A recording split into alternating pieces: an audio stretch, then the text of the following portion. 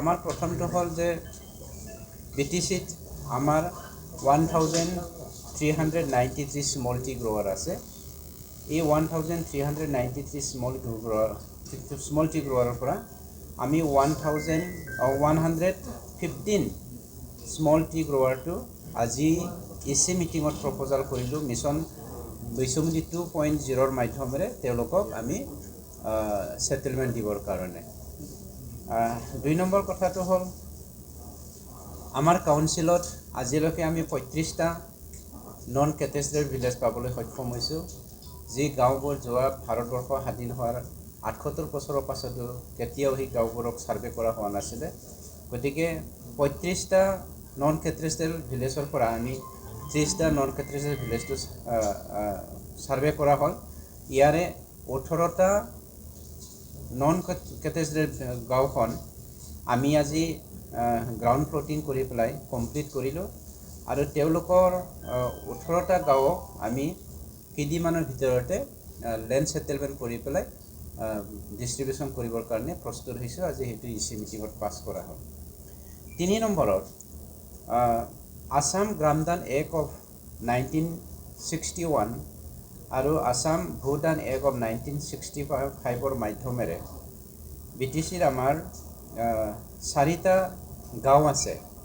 এটাটো হ'ল বাগানপাৰা, মধ্য বাক্সা, বাক্সা, আমবাৰী, তামুলপুৰ, কাঠাবাৰী আৰু তামুলপুৰ পানবাৰী।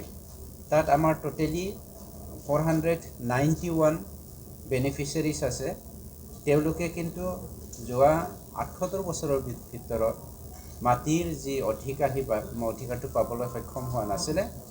আমাৰ চৰকাৰে আজি এক্সিকিউটিভ কাউন্সিলৰ মাধ্যমেৰে এখেতসকলক আমি পাত্তা দিয়াৰ কাৰণে প্ৰপ'জাল আনিলে EC মিটিঙত আৰু এই প্ৰপ'জালটো আমি একচেপ্ট কৰিলোঁ।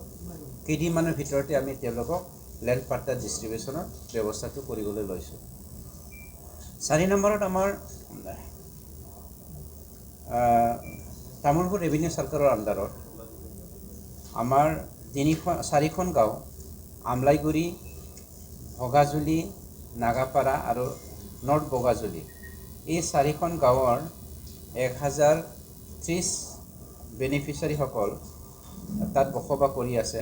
তেওঁলোকে টোটেল মাটি লেণ্ড টাইটেল চাৰ্টিফিকেট পাবলৈ সক্ষম হৈছিলে 2006 চনৰ ফৰেষ্ট বিভাগৰ এক মতে 17,642 বিঘা 2 কাঠা 1 লেচা। আৰু সেই মাটিটো আমি ফৰেষ্ট ডিপাৰ্টমেণ্টৰ পৰা ৰেভিনিউ ডিপাৰ্টমেণ্টলৈ কনভাৰ্ট কৰাৰ কাৰণে আজি এক্সিকিউটিভ মিটিঙত পাছ কৰিলোঁ আৰু এইটো ডিষ্ট্ৰিক্ট লেভেল মনিটৰিং কমিটিয়ে পাছ কৰি পেলাই কাউন্সিল লেভেল মনিটৰিং কমিটিত পাছ কৰোৱাত পঠিয়াই দি পেলাই খুব কম দিনৰ ভিতৰতে তেওঁলোকৰ মাটিটো আমি কনভাৰ্চন কৰিবৰ কাৰণে আজিৰ EC মিটিঙত পাছ কৰিলোঁ। 5 নম্বৰত আমাৰ যিসকল শিক্ষক কলেজৰ শিক্ষকসকল এছিষ্টেণ্ট প্ৰফেচাৰ্ছ আমি 2021 চনত যিটো কলেজ লৈছিলোঁ, এই কলেজৰ আমাৰ বহুত শিক্ষকসকলে UGC নৰ্মছ নথকাৰ কাৰণে টিউটৰ হিচাপে আছিল। এখেতসকলক এটা আমাৰ UGC নিয়মত এটা নিয়ম আছিলে যে ৰুল আছিল যে যিসকল টিউটৰ হৈ আছে তেওঁলোকে যদি 5 বছৰৰ ভিতৰত UGC নৰ্মছটো ফিল আপ কৰিব পাৰে তেতিয়া তেওঁলোকক আপগ্ৰেডেশ্যন কৰা হয়। গতিকে আমি UGC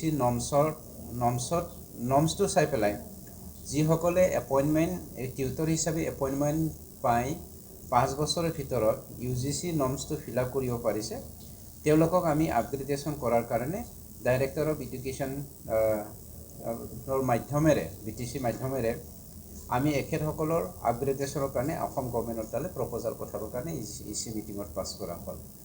বাকী আমাৰ 15 তাৰিখে কেইটামান আঁচনি আমি ডিষ্ট্ৰিবিউশ্যন আঁচনিৰ মাধ্যমেৰে আমাৰ বেনিফিচিয়াৰীসকলক আমি ডিষ্ট্ৰিবিউশ্যন কৰিব লগা আছে। এইখিনি মই আমাৰ মিডিয়াৰ মাধ্যমেৰে আমাৰ BTC ভাষীক জনাবৰ কাৰণে মই মোৰ কলিগ মোৰ বন্ধু দাস ডাঙৰীয়াক ক'বৰ কাৰণে অনুৰোধ কৰিম।